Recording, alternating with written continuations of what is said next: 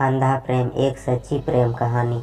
रेणुका एक गरीब घर की लड़की थी। उसके पिता एक कपड़े की दुकान पर काम करते थे और माँ दूसरों के घरों में बर्तन मांजने की काम करती थी। रेणुका अपने माँ बाप की एकलौती बेटी थी। उसके माँ बाप ने उसे बड़े प्यार से पाला था। वे चाहते थे कि रेणुका पढ़ लिख कर एक अच्छा इंसान बने, जिससे उसके सिर से गरीबी का कलंक मिट जाए। रेणुका ने जब 10वीं परीक्षा पास किया तो उसके माँ बाप बहुत खुश हुए। उन्होंने गांव से थोड़ी दूर एक इंटर कॉलेज में उसका नाम लिखवा दिया। इंटर कॉलेज उसके घर से थोड़ी दूर पर था, इसीलिए उसके माँ बाप ने किसी तरह पैसों का जुगाड़ करके उससे एक पुरानी साइकिल भी दिला दी, जिससे रेणुका को कॉलेज जाने में परेशानी ना हो। रेणुका जब साइकिल पर बैठकर कॉलेज जाती तो उससे लगता जैसे वह आसमान में उड़ रही हो। यह उसका बहुत पुराना सपना था जो उसके माँ बाप की वजह से पूरा हुआ था। इसीलिए वो रोज़ कॉलेज समय पर पहुंच जाती और मन लगाकर पढ़ाई करती। लेकिन एक दिन रेणुका की ज़िंदगी में एक नया मोड़ आया। दोपहर का समय था। कॉलेज से छुट्टी होने के बाद उसने अपनी साइकिल ली और घर की ओर चल पड़ी। लेकिन अभी वह थोड़ी दूर ही पहुंची थी, तब पीछे से एक बाइक उसके बगल से गुजरी। बाइक को जो लड़का चला रहा था वह उसका हमसफ़र ही था। लड़के ने थोड़ा आगे जाके अपनी बाइक रोक दी और रेणुका को रुकने का इशारा किया। रेणुका उस लड़के को अक्सर रास्ते में देखा करती थी। जब भी वह कॉलेज आती और कॉलेज से जाती तो वह लड़का सड़क के किनारे खड़ा होकर उसे निहारा करता था। शुरू में उसे देखकर रेणुका को बहुत गुस्सा आता था, लेकिन धीरे धीरे वह उससे अच्छा लगने लगा था। इस तरह से रास्ते में रोके जाने से रेणुका घबरा गई। पहले उसका मन हुआ कि वह अपनी साइकिल आगे बढ़ा दे, लेकिन फिर ना जाने क्या सोचकर उसने अपनी साइकिल में ब्रेक लगा दिया। वह लड़का रेणुका के पास आ गया और धीरे से बोला, मेरा नाम सुशांत है। मैं रोज़ आपको कॉलेज जाते हुए देखता हूँ। अगर आप बुरा ना माने तो मैं आपसे कुछ कहना चाहता हूँ। क्या? रेणुका के मुंह से सिर्फ इतना ही निकला।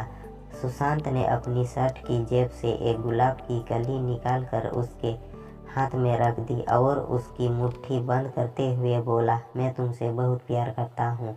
उठते बैठते सोते जागते हर समय बस तुम्हारे बारे में सोचा करता हूँ।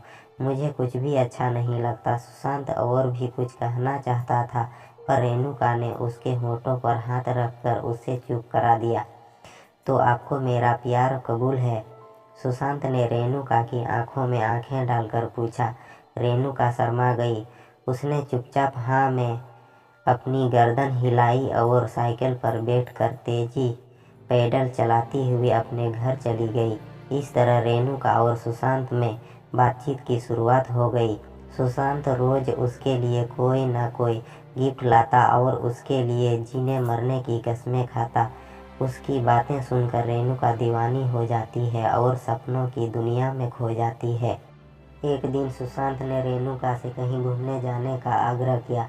पहले तो रेणुका ने हल्का सा ना नुकुर किया, लेकिन फिर वह तैयार हो गई। उस दिन रेणुका बहुत खुश थी। वह तय समय पर उस जगह पर पहुंच गई जहां पर सुशांत ने उससे मिलने के लिए कहा था। सुशांत ने रेणुका की साइकिल को एक दोस्त की दुकान पर खड़ी कर दी और रेणुका को बाइक पर बैठाकर चल पड़ा। सुशांत रेणुका को लेकर नदी के पास पहुंचा। वहां पर उसने अपनी बाइक खड़ी कर दी और दोनों लोग घास पर बैठकर बातें करने लगे। सुशांत ने रेणुका से एक दो बातें की, फिर वह उसके करीब आ गया और उसके चेहरे से खेलने लगा। धीरे धीरे रेणुका पर एक नशा सा छा गया। शायद वह सुशांत के मन की बात समझ नहीं पाई, इसीलिए उसने अपने आप को सुशांत के हवाले कर दिया। दोनों लोग एक दूसरे के प्यार में खो गए और दो जिस्म एक जान हो गए। अभी वे दोनों लोग ठीक से नॉर्मल भी न हो पाए थे कि तभी ना जाने कहां से वहां पर 3 लड़के आ गए। उन्हें देखकर रेणुका हक्का बक्का रह गई और जल्दी जल्दी अपने कपड़े सही करने लगी। यह देखकर एक लड़के ने उसका हाथ पकड़ लिया और अपने पास घसीटता हुआ बोला, इतनी भी जल्दी क्या है रानी, हम भी तो तुम्हारे दीवाने हैं, थोड़ा हमारा भी तो मनोरंजन कर दो। रेणुका ने कातर दृष्टि से सुशांत की ओर देखा, पर वह रेणुका की मदद करने की वजह हंस रहा था। यह देखकर रेणुका का हृदय चित्कार कर उठा, यानी कि यह सब सुशांत की एक सोची समझी चाल थी। रेणुका आगे कुछ सोच ही नहीं पाई, क्योंकि वे तीनों लड़के उसके ऊपर भूखे भेड़िए की तरह टूट पड़े थे। रेणुका मदद के लिए चिल्लाती रही और वे उससे नोचते घसोटते रहे। कुछ ही पलों में रेणुका की सहन शक्ति ने जवाब दे दिया और वह बेहोश हो गई। लगभग 1 घंटे के बाद रेणुका को होश आया। वे तीनों लड़के और सुशांत वहां से जा चुके थे। दर्द की वजह से उसके शरीर की प्रत्येक नस फट रही थी। उसकी आंखों के आगे अंधेरा छाया हुआ था। उसके सारे सपने ध्वस्त हो चुके थे। उसे अपने जीवन समाप्त होता हुआ नजर आ रहा था। रेणुका सोचती रही कि क्यों मैंने सुशांत की बातों पर विश्वास किया, क्यों मैं उसके साथ गांव से इतनी दूर यहाँ पर आई। अब मैं क्या मुंह लेकर अपने घर जाऊंगी, अपने माँ बाप को क्या बताऊंगी। मेरा ये हाल देखकर वे तो जीते जी मर जाएंगे। रेणुका के शरीर में बिल्कुल भी शक्ति नहीं बची थी। वह किसी तरह घिसटती हुई नदी के किनारे पहुंची। नदी का पानी कलकल करता हुआ तेजी से बह रहा था। रेणुका ने एक बार फिर अपने गरीब माँ बाप के बारे में सोचा, लेकिन साथ ही सुशांत का चेहरा भी उसकी आंखों के आगे तैर गया और इसके साथ ही क्रोध, खीज और घिन के मिले जुले भाव से उसका शरीर कांपने लगा। रेणुका ने अपने दांतों को किटकिटाया, अपने शरीर की बची खुशी ताकत इकट्ठा किया और धीरे से खड़ी हो गई।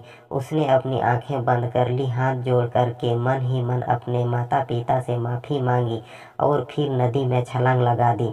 अगले ही पल रेणुका नदी में डूबने उतरने लगी, लेकिन अब ना तो वह किसी को अपनी जान बचाने के लिए पुकार रही थी और ना ही बचने के लिए संघर्ष कर रही थी। उसका मन अब भी अपने बेवफा प्रेमी के बारे में सोच रहा था। वह सोच रही थी कि क्यों मैंने उसकी बातों पर इतना एतबार कर लिया, क्यों मैंने उससे अंधा प्यार किया, क्यों मैं उसकी नीयत को समझ नहीं पाई। अगर मैं ऐसा कर पाती तो शायद मैं अपने माँ बाप के साथ होता। और फिर वह नदी की गहराई में डूबती ही चली गई। दोस्तों, किसी से प्यार करना, किसी पर एतबार करना बुरा नहीं है, लेकिन अपने भीतर जज्बातों को पहचानने की क्षमता भी रखिए। किसी की बातों पर एतबार करने से पहले उसे एक बार जरूर परखिए। किसी को अपना तन मन सौंपने से पहले उसके परिणामों के बारे में भी जरूर सोचिए, नहीं तो आप भी रेणुका की तरह धोखा खा सकते हैं, आप भी उसकी तरह ठगे जा सकते हैं। तो दोस्तों, हमें उम्मीद है कि ये वीडियो आप लोगों को पसंद आई होगी। तो कमेंट करके ज़रूर बताना और चैनल पर नए हैं तो सब्सक्राइब जरूर कर देना। वीडियो पसंद हो तो एक लाइक ज़रूर कर देना और इस वीडियो को ज़्यादा से ज़्यादा शेयर कर देना। आपके एक शेयर करने से किसी की ज़िंदगी संवर सकती है। तो ये वीडियो देखने के लिए आप लोगों को दिल से धन्यवाद। जय हिंद दोस्तों, वंदे मातरम।